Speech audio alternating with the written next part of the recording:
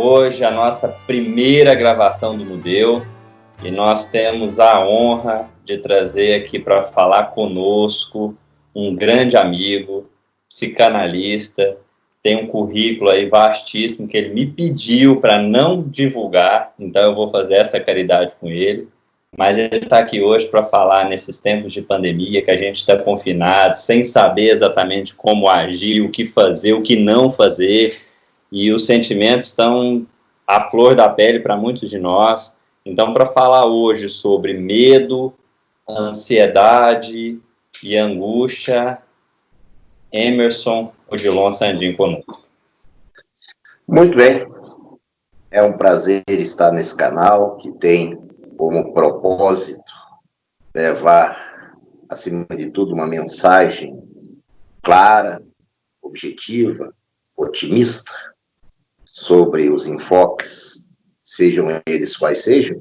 Me sinto muito honrado de estar aqui e na qualidade de psicanalista mais ainda, porque, acima de tudo, estou vivendo como pessoa, que não somos diferentes de ninguém, esses sentimentos elencados pelo nosso querido amigo.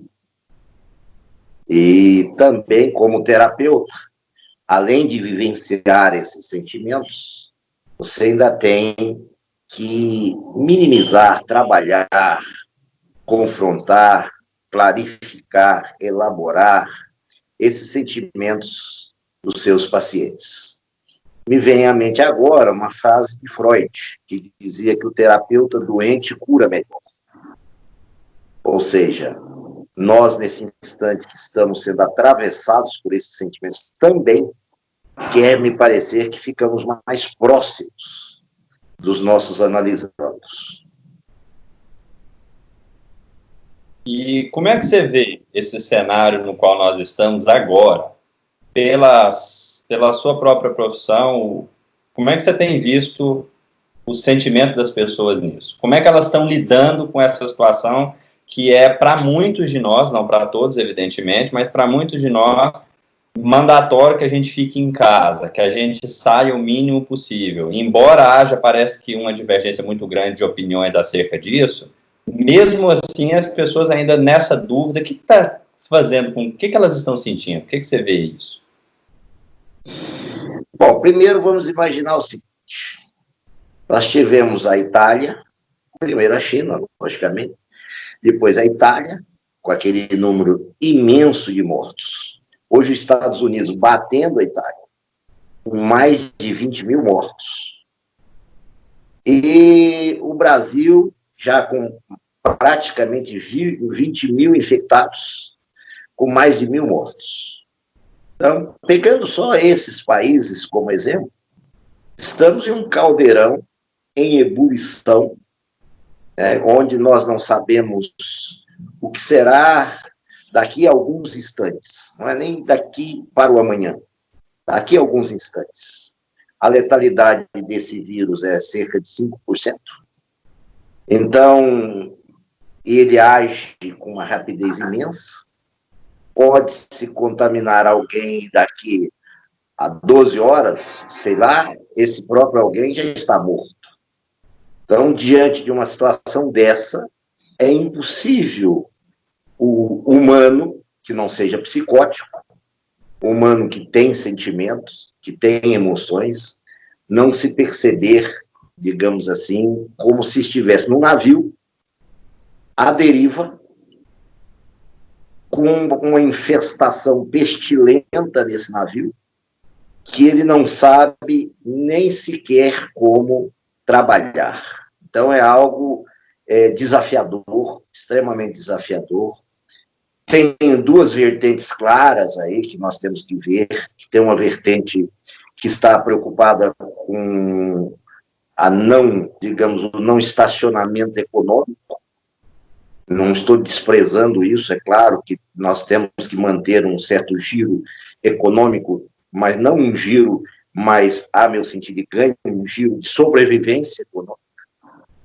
Uma outra vertente que está preocupada com a saúde, essa sim, porque essa não tem como mantermos meia saúde, ou se terá a vida integral ali após a contaminação e eventual convalescença, ou se terá o óbito. Então, está tudo muito dividido, né? O cenário é de divisão. O cenário é um cenário exatamente de divisão. O ser humano, ele tem uma diferença, uma dificuldade muito grande de lidar com isso, porque divisão implica decisão. Decisão, a palavra decisão é decisão, ou seja, é cindir algo para um lado e para o outro. E nesse momento nós estamos exatamente num momento de decisão. E é uma decisão que ele nunca participou do processo anteriormente. Tá? Não é uma decisão, olha, eu vou comprar esse carro, aquele carro, que ele pode chegar e olhar, ver as qualidades, as características. Não, essa decisão aqui é uma decisão que é um passo, entre aspas, no escuro. E essa dúvida acaba gerando, então, um conflito. E é a hora que ele vai sentir tudo aquilo que a gente havia conversado antes de começar a gravar aqui, né? Vai começar a sentir um pouco mais de medo, ele vai sentir, se ele já era ansioso, vai potencializar, se ele estava angustiado, ele vai ficar ainda mais angustiado. John Watson, psiquiatra americano, diz que nós humanos, temos 3 instintos básicos: o medo, a ira e a ansiedade. No momento que nós temos uma indecisão na decisão, nós temos, digamos assim, falta de parâmetros para decidir, a tendência nossa é manifestar esse tipo de medo. Você imagina só, você está fazendo tiro ao alvo, aí você pega o revólver e vai tentar acertar o alvo. Aí você tenta uma vez, 10 vezes, 100 vezes, você vai ficando cada vez mais e mais e mais achando que você realmente é incapaz, que aquilo não é para você, que aquilo toma conta de você. Então, esse é um exemplo que a gente poderia dar, muito simples, muito tosco, mas para mostrar que toda indecisão gera medo. Eu estou numa floresta, é noite, eu ouço rugidos, eu subo na árvore, mas lá pode estar a cobra, pode estar o lobo, eu permaneço no solo. Tá? Essa floresta do coronavírus é uma floresta extremamente desconhecida. É uma floresta que nós não sabemos se tem abismo, se tem vales, se tem campos minados. Nós não sabemos nada sobre ela. Então, ela é extremamente assustadora. Nós podemos não perceber isso no consciente. No consciente, às vezes, nem percebemos isso. Mas no inconsciente isso está movendo a cada instante. Mas aí como é que eu faço, então, nesse desconhecido, para lidar com esse sentimento? Porque se ele está aqui acontecendo agora, dessa forma, eu não sei o que vai ser amanhã, eu não sei se as políticas vão levar para um aumento ou não, eu não sei se o vírus vai multiplicar mais ou não, se o pico que a gente acha vai ser pior do que o que a gente previu. A gente não sabe de nada disso, se outros países vão ter outros tipos de problema, o que vai levar a economia a isso, aí os pequenos empresários que estão em momentos de incerteza, as pessoas que estão com mais de 60 anos de idade, que estão naquela dúvida também de como é que eu vou fazer agora, o que a gente pode tirar de lição para o medo não tomar conta da gente? Retirar o medo nós não retiramos. Tá? Nós podemos, primeira coisa, assumir o medo. Fantástico. Chegar e trazer aquela situação que às vezes a gente nem percebia que estava no inconsciente, a gente trazer para o consciente. Estou com medo. Realmente é algo que me assusta. O que será de mim? Porque às vezes nós nem metabolizamos o que a gente chama em psicanálise, nós nem clarificamos isso, não temos clareza sobre isso. E sem clareza a gente não confronta. Tá? Primeiro precisa clarificar o ambiente, depois confrontar esse ambiente psíquico, para depois que confrontar esse ambiente psíquico, elaborar esse ambiente psíquico. Então, primeira coisa, nós temos que clarificar. trazer esse medo para claro, para a luz do consciente. Depois, confrontar esse medo realmente com todas as possibilidades que eu tenho, o que eu devo fazer, quais as condições de precaução que eu devo ter, enfim, fazer tudo aquilo que está ao meu alcance e elaborar esse medo. Ou seja, este medo meu existe sim. Este medo meu é muito presente em mim. Ele não é só presente em mim, ele é presente na humanidade. Então, eu começo a sentir uma noção de pertencimento desse medo. É como se esse medo passasse a ter um viés coletivo. Aí não sou mais eu que estou com medo. É a coletividade toda que está passando por isso. Eu saio de uma situação mental de isolamento, que até então parecia que o único que estava sofrendo com isso era eu, para que eu entenda que todos estão sofrendo com isso.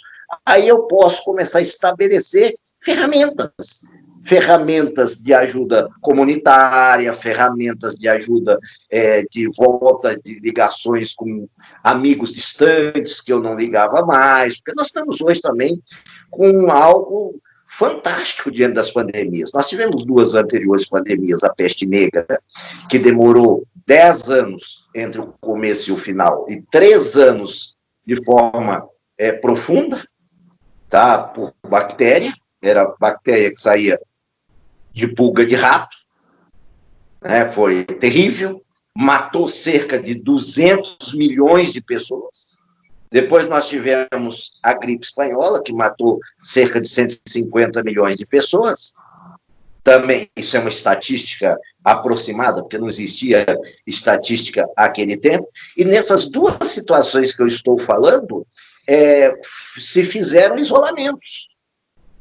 A peste negra, inclusive, as cidades eram fechadas, as cidades tinham muralhas, eram fechadas e todos que estavam muito doentes do lado de fora não podiam entrar. Ela foi um marco para a discriminação, inclusive, o que não é hoje. Em tese, eu vejo algumas coisas que a gente pode até discutir depois. Mas ambas não detinham a internet, as mídias. Hoje nós estamos, entre aspas, num confinamento social, num distanciamento social, mas nós estamos extremamente próximos. Olha o exemplo que nós estamos vivenciando agora nessa nossa comunicação aqui. Então, eu posso trabalhar esse medo me ligando ao próximo. E eu tenho uma ferramenta poderosa para me ligar ao próximo. E agora jogaram na internet recentemente um outro elemento de medo, que os Estados Unidos estariam vindo com navios e tanques de guerra, tanques eu não sei, em muitas coisas agora, e para ficar na frente do mar da Venezuela, e que nós ficaríamos sem internet por X dias, porque os nossos provedores de internet estariam nos Estados Unidos. Esse foi algo que, para quem já estava com medo, imagine isso aí. Aí ficaria muito mais difícil a gente trabalhar o medo com ferramentas que nos aproximem ao ser humano. Porque só tem uma forma de trabalhar o medo humano. É exatamente comunicando o medo humano a outro ser humano. Então a gente assume e a gente começa a conectar com o outro. Sim. Essa é uma possibilidade legal para a gente começar a fazer isso. Sentindo útil também. Exatamente. Nós não existimos sem o outro. Sem o outro, nós não existimos. Tudo passa pelo outro.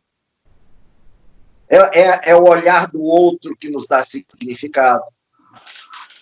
Se nós estivermos sem a visão do outro, nós não significamos.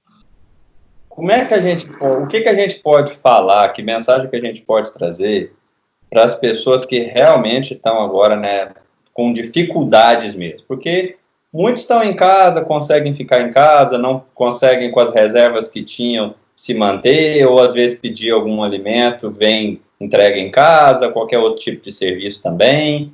E aqueles que precisam sair, que o emprego está dependendo, a vida está dependendo disso, o emprego está indo por água abaixo, está complicada a situação, o negócio está com as portas fechadas e está muito incerto. O que a gente pode falar para que essas pessoas talvez consigam se reinventar? Mas eu estou querendo reinventar aqui agora, a lógica não é naquela parte da pessoa descobrir a internet, sair, conseguir fazer algumas outras coisas para o negócio dela crescer, né? Mas no sentido de sentimento mesmo. Como é que a pessoa consegue enfrentar essa fase? Porque, naturalmente, ela vai sentir o medo, vai ser natural dela, né? A gente não pode nem censurar isso.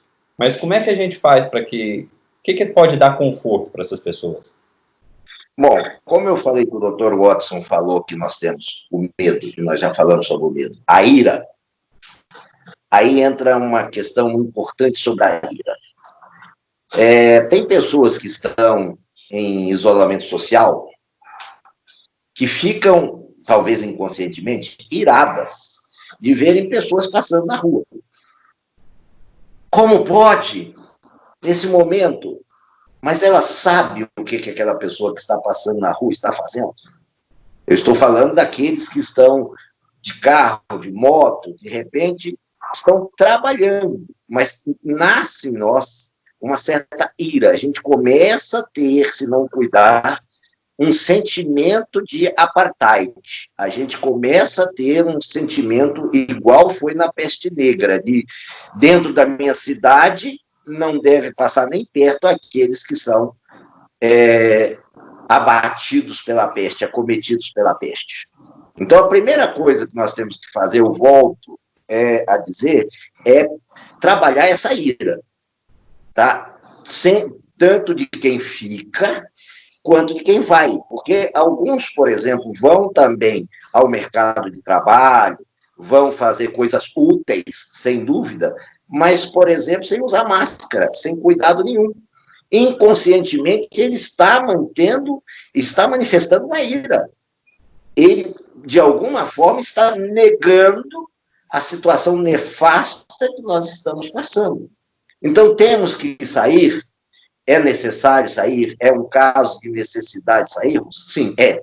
Então, vamos utilizar de todo o aparato possível e vamos fazer uma análise de novo, clarificar, e depois dessa clarificação, confrontar e elaborar se nossa saída não tem um quê de ira, não tem um quê de menoscabo, de menosprezo à situação pandêmica que está aí.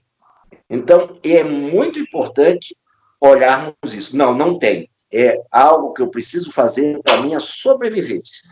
Não tem ira, não tem nada. Então, siga tranquilo, porque ele vai ter feito tudo o que é possível ser feito. Ele não tem como paralisar, até que imagina, se as pessoas não viessem trabalhar nos mercados, nas farmácias e dentre outros tantos serviços essenciais, nós não teríamos nenhuma possibilidade de sobrevivência. Mas temos que ver o quanto pode ter ira de quem fica e ira inconsciente de quem vai. Ansiedade de quem fica, excessiva, e ansiedade de quem vai. Meu Deus, eu vou, mas eu vou ser contaminado, porque todo mundo está ficando em casa. Mas se você está tomando todos os cuidados, a probabilidade de você ser contaminado não é tão maior do que a probabilidade de quem ficou em casa. Você teve que ir, naturalmente, que quem ficou em casa, em tese, era um grupo de maior risco, mas não é uma regra fixa. Já tivemos óbito de bebê de 3 meses. Nós fizemos uma gravação sobre o coronavírus esses tempos atrás, né? E muita coisa já foi agregada a isso. Se a gente fosse fazer, seriam novas informações ali para acrescentar, muita coisa interessante para trazer.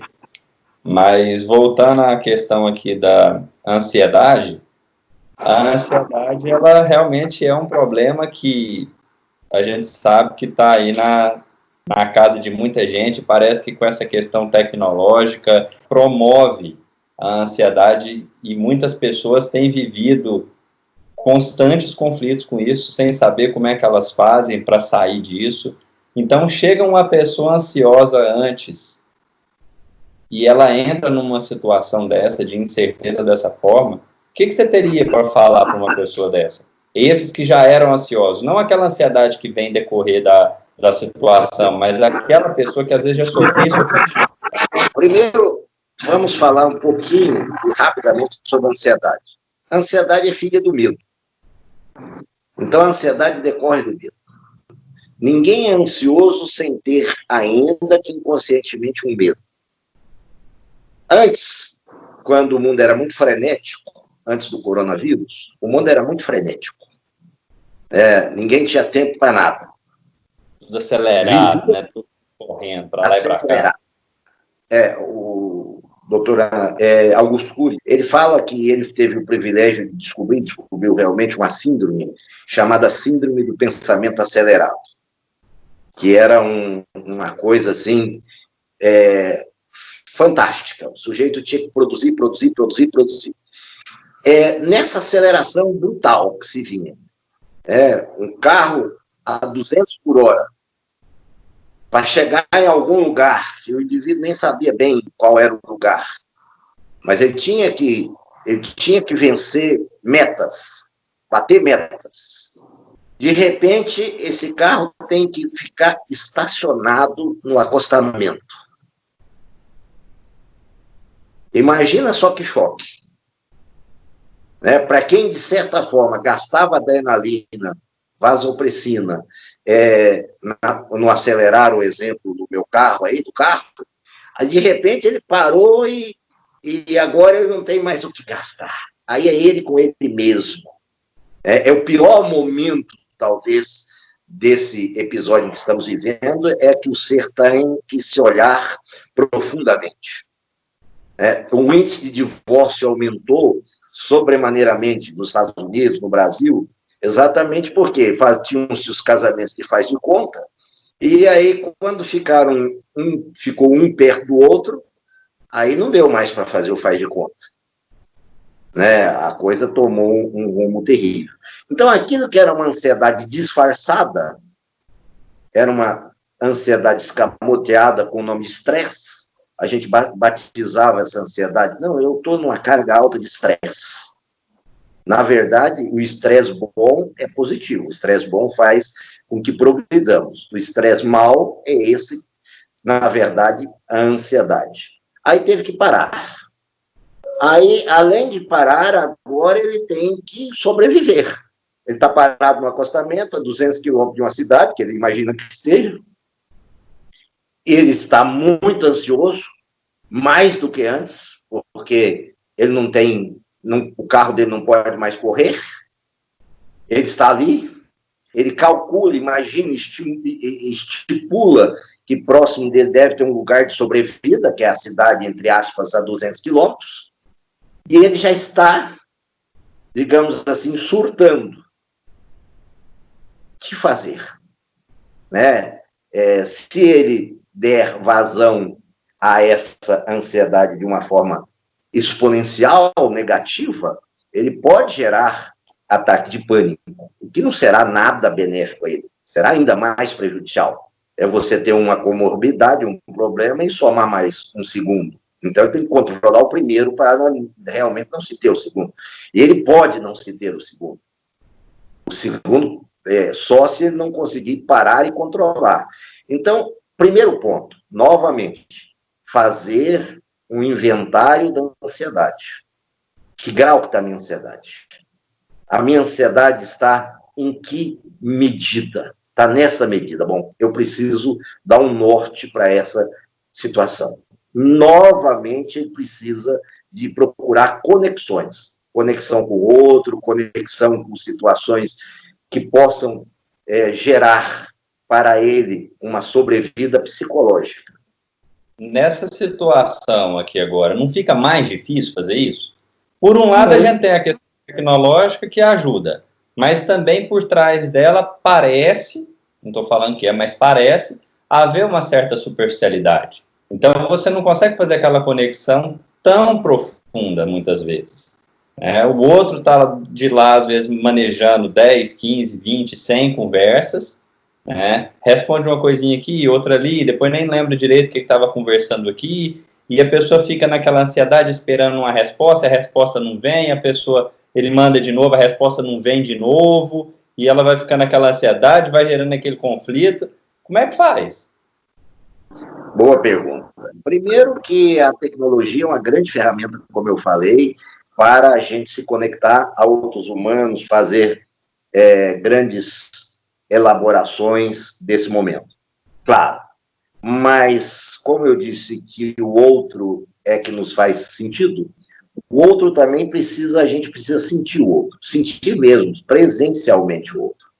É muito difícil viver numa questão, digamos assim, puramente visual do outro. O outro não tem cheiro, o outro não tem aquela mania de falar, às vezes até cuspia na gente enquanto falava, o outro não tem o bafo, não tem o hálito, o outro parece que nem é o outro.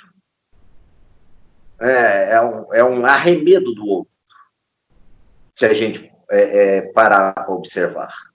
É algo que é superficial, não tem como negar que seja superficial.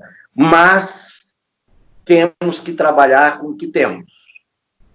Né? Temos que aprofundar mesmo nessa superficialidade de maneira a não gerar a outra questão que é a angústia.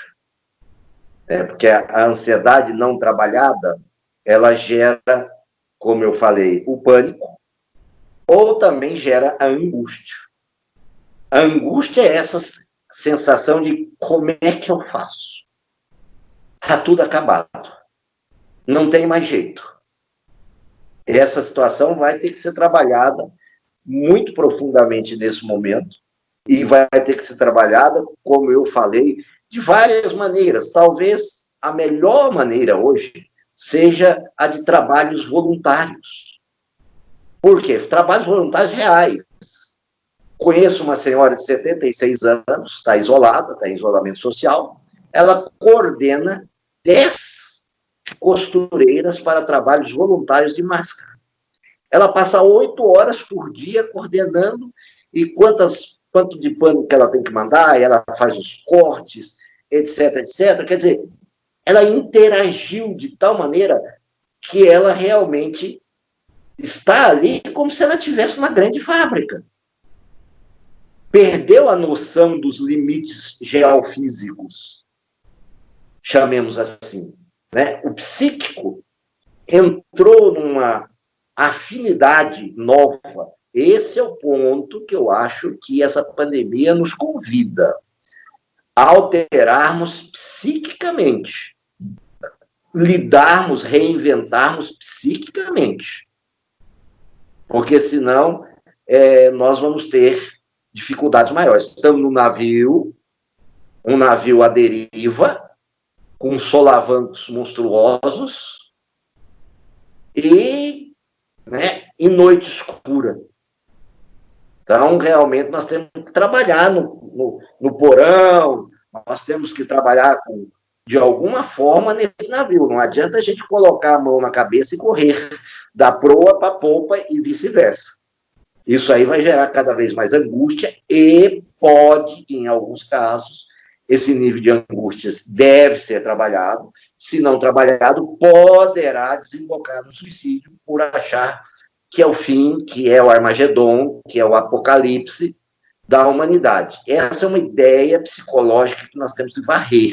Já que você falou como fazer, nós já temos que varrer de uma vez por todas da nossa psique que nós não estamos em um momento apocalíptico no sentido de fim, entre aspas, de mundo. Nós passamos pela peste negra, passamos pela gripe espanhola e estamos passando por essa pandemia. Estamos num momento de turbulência, mas que vai passar. Vamos usar as ferramentas, vamos trabalhar o psiquismo, vamos conectar uns com os outros, vamos realmente nos ligar profundamente, até porque há uma área da psicologia, que é a psicologia transpessoal, que nesse momento eu acho que seria uma grande ferramenta. A psicologia transpessoal diz que, além do físico do ser humano, além da matéria do humano, do psiquismo do humano, da mente do humano, existe uma espiritualidade, um para além do humano. O humano não para no seu corpo, no seu próprio corpo físico ou na sua própria ordem mental. Então, há um superior no próprio humano. Essa psicologia transpessoal trabalha exatamente com uma ideia muito mais ampla do humano. Aí o humano vai ver esse momento de pandemia como mais uma pandemia e que ele, humano, se não atravessá-la, de alguma forma, ele vir a óbito nessa pandemia, ele não deixou de ter uma contribuição importante e não deixará de existir como ser. Então, essa parte da psicologia transpessoal, eu acho que é a parte que talvez mais dê, nesse momento, acalento ao humano, mais mostra que, por mais que ele não esteja enxergando o alvo, né, o porto, naquele navio aparentemente à deriva, à noite, em solavancos, existe um porto e aquele navio ruma para aquele porto. E correr para lá e para cá no navio não faz o navio chegar mais rápido, né? Não tem jeito. Não. Eu tenho discutido muito com a Nath aqui em casa que realmente, acabando essa fase que a gente está vivendo agora, não tem como voltarmos a viver da mesma forma. Não dá, não pode. Nós não podemos aceitar isso. Você vê, as causas que às vezes vêm a cometer, criar essa situação toda que a gente está vivendo, são causas completamente evitáveis. Se a gente for parar para pensar, a maior parte das mortes que existem no mundo são causas completamente evitáveis. O cara pega, bebe, sai embriagado, bate, mata. Precisava? Não precisava acontecer, não tinha. Era uma causa evitável. A pessoa, às vezes, cai no vício aí, vai muito tempo, lá na frente, né? Acabou para ele. Causa evitável. Questões de higiene, tão simples. Hoje a gente está sendo, uma das coisas que nós precisamos fazer é lavar a mão. Mas por que a gente não lavava antes? Não existe isso. A gente fala para os outros lavarem as mãos como se a gente estivesse ensinando criança no jardim da infância. Né? Olha, isso é importante lavar a mão. É como se a gente não tivesse aprendido essa lição. E ao mesmo tempo são essas coisas básicas. Pestes para trás aí também, você via, era totalmente questões de falta de higiene ali, né? Muitas delas, você está em contato com uma coisa que te faz mal, né? E... Os mercadores da peste negra, que foram de navios buscarem as coisas na Índia e na China, os navios eram cheios de ratos, que tinham pulgas, que deu a peste bubônica. Quer dizer, se tivesse feito a sepsia dos porões dos navios, tinha tido a peste bubônica? E é por isso que eu acho legal essa conversa que a gente está tendo agora, porque, de fato, essa questão de higiene, ela é uma questão que a gente tem que trabalhar internamente. Porque a nossa mente toda cheia de lixo, ela não vai fazer com que o nosso ambiente fique totalmente limpo. Né? A gente pode olhar para a nossa casa agora, a gente faz aquela olhada panorâmica ali na casa e vê se está tudo fora do lugar. Se tiver tudo aquela bagunça na qual você não dá conta nem de sobreviver, muito provavelmente dentro de você não está aquela coisa tranquila, serena, pacífica. Né? Então nós precisamos trabalhar isso de fato. E eu acho que então essa conversa ela é muito importante para a gente começar a ir serenando, tranquilizando, vendo, bom, as coisas passam. Eu estou numa situação, às vezes, que não tem como eu sair dela, mas o fato de eu não poder sair dela, às vezes, por algum motivo, tem uma força maior que me impede de sair daquela situação, me angustiar, espernear, reclamar, não adianta, não é verdade? Não. Porque não vai fazer a situação mudar. Reclamação não faz a situação mudar. Faz a gente ficar parecendo aquela criança chorona que fica esperneando, dando birra para conseguir o que quer. Se o pai souber educar, vai deixar a gente chorar até o pulmãozinho cansar, né? Mas ele está fazendo até o pulmãozinho cansar, literalmente. Esse coronavírus, como você bem falou, Alexandre, o pai está fazendo a gente cansar, chorar até o pulmão cansar. As pessoas dizem para mim, Emerson, vai ser a mesma coisa depois da pandemia? Eu digo, não, a gente já perdeu a virgindade. Não vai ser a mesma coisa mais. Quer dizer, nós vamos ter outro modo de ver a vida, outra significação. Aqueles que insistirem naqueles negócios de mercadores, de coisa, não vai funcionar mais. E eu tenho visto quantas pessoas estão interessadas por temas que envolvem o próprio sentimento. O professor na Universidade de Harvard criou um curso sobre felicidade e foi, assim, um estrondo, né? Claro. Antes nem se imaginava que ia ter a adesão que teve, né? Espiritualidade, felicidade. No Coursera, uma plataforma online que oferece cursos, tem um curso sobre felicidade. E esse curso de felicidade ele está entre os mais queridos do público, né?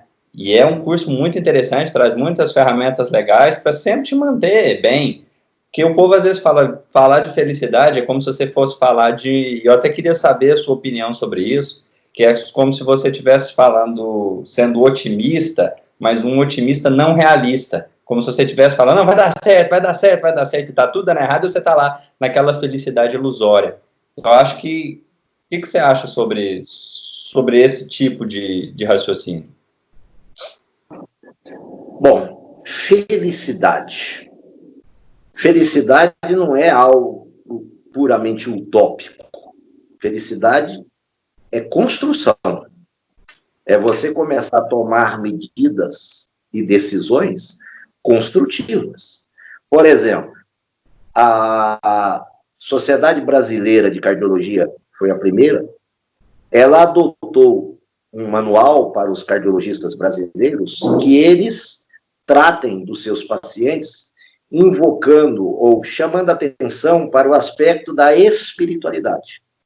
E nesse aspecto, não religião. Esse aspecto da espiritualidade era exatamente se o paciente tem ressentimento, se tem ódio, se tem alguma situação que está enquistada no seu interior, e etc. E, geralmente, todos aqueles pacientes que apresentavam cardiopatias mais graves detinham algumas questões emocionais não ou mal resolvidas.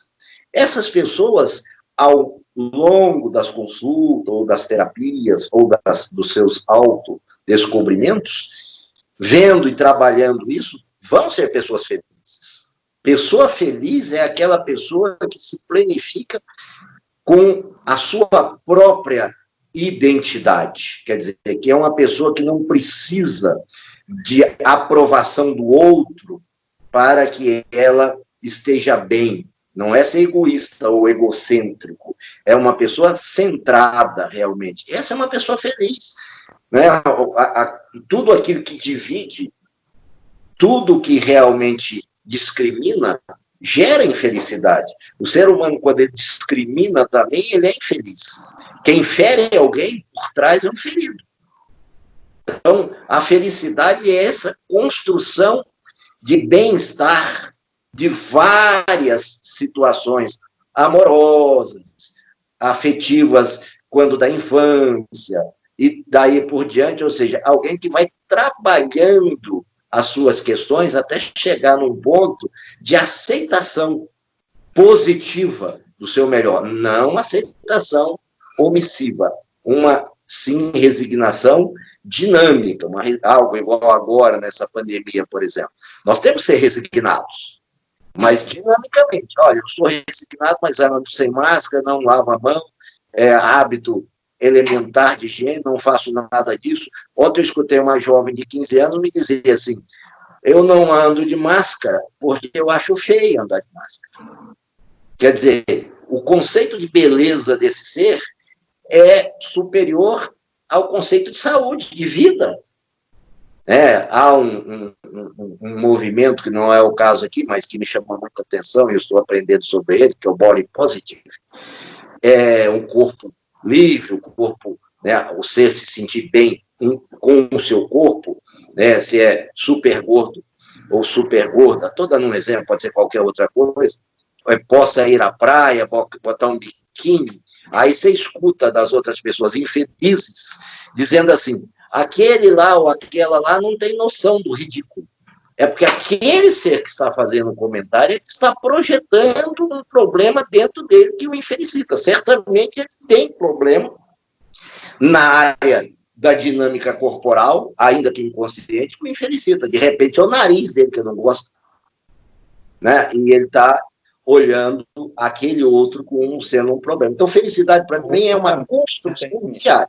Tem uma coisa legal nisso que você falou, da pessoa que fala do senso do ridículo do outro, porque às vezes a pessoa acha muito ruim todo o esforço que ela tem para ficar bem, e ela ainda tendo conquistado aquilo que ela achava que era muito bonito, ela ainda olha e fala: eu não estou feliz. O outro não fez esse esforço que eu fiz, né? Ele está feliz. Feliz? Como assim? Né? Olha a ilha do John Watson. Pois é, a gente fica naquela, né? A gente cria esse padrão de felicidade, essa, né, de beleza, de riqueza, de tudo, e a gente acha que a pessoa, para ser feliz, ela não tem problema, ela é a mais linda, ela é a mais rica, ela é a mais tudo, mais bem casada, e aquela coisa toda, e a gente fica olhando para os outros e sofrendo. O padrão da sociedade muda, a gente muda o corpo. Aí o padrão volta, a gente faz para ficar do jeito que a gente era antes, e fica nessa loucura, né? Sim. Há uma doença, há um transtorno hoje que abarca esses dois casos que você falou, que é a corpolatria e a vigorexia, né? Querer ter um corpo, digamos, modelado de acordo com a moda, ou uma idolatria do corpo, né? O nariz de não sei quem, eu tenho que ter o nariz igual, ou ter o vigor físico, tá bombado ou bombada como fulano a fulano. Quer dizer, são transtornos contemporâneos que está aí matando muitas pessoas, porque elas vão buscar, às vezes, saídas errôneas, como na bulimia, na anorexia, e outras tantas, em mutilações, e tantas situações que acabam por lhe tirar a vida. Quando não lhe tira a vida, lhe tira o vigor, a saúde. E agora nós temos que fazer esse movimento interno, né? Agora, precisamente agora, né, por mais que a gente não queira olhar para dentro, virou um imperativo, né? E nós não fomos trabalhados para isso, né? Nós não fomos ensinados como olha para dentro, como se tranquiliza, como se sente bem consigo mesmo, né? Está sendo um desafio muito grande. Nós fomos para a escola para quê? Para competir com o coleguinha. Ou a gente era o primeiro, ou a gente era burro. Retardado. Olha como é que a coisa funcionava. Nós não íamos pelo prazer de estudar, não. Nós íamos prazer ou para destacar e competir, dizer, eu sou melhor. Ou, em decorrência disso, puxa, eu não sou o melhor mesmo, é horrível, não gosto da escola, não gosto do professor. Não é que você não gosta da escola, não gosta do professor, você não gosta de nada daquilo que estava acontecendo ali, porque aquilo não fala com o seu interior. Aquilo é mudo para o seu interior. E seu interior grita por coisa nova. Nessa pandemia, a minha frase é a seguinte: o interior grita por coisa nova. Tá? O silêncio é gritante. Isso que assusta. O silêncio é gritante. Vou até fazer um momentinho de silêncio aqui em homenagem a esse silêncio, que realmente nós temos que parar para pensar bastante, né? Emerson, queria te agradecer e pedir que você trouxesse a sua mensagem final para o público antes de encerrarmos aqui.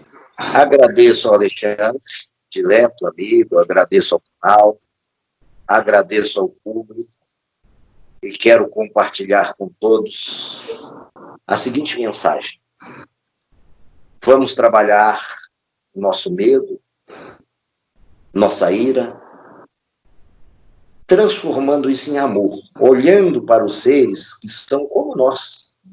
E aprendendo a ver no outro a similitude que ele tem conosco.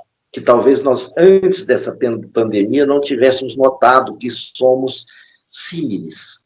Embora cada qual com a sua diversidade de talento e outras tantas, mas, em essência, nós somos símiles.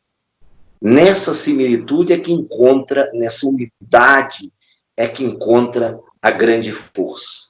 Então, vamos unir todos nessa força desse ponto comum, desse denominador comum, chamado humanidade. Então, eu conversei aqui com Emerson Sandin, os contatos dele vão estar aqui na descrição, e foi um prazer passar essa tarde contigo aí, conversando, e muito obrigado. Quem quiser acompanhar os outros conteúdos, é só entrar no canal e vão poder ver tudo que a gente está trazendo com o objetivo de promover uma mudança interior e uma mudança, consequentemente, no mundo em que a gente vive. Muito obrigado a todos e até breve.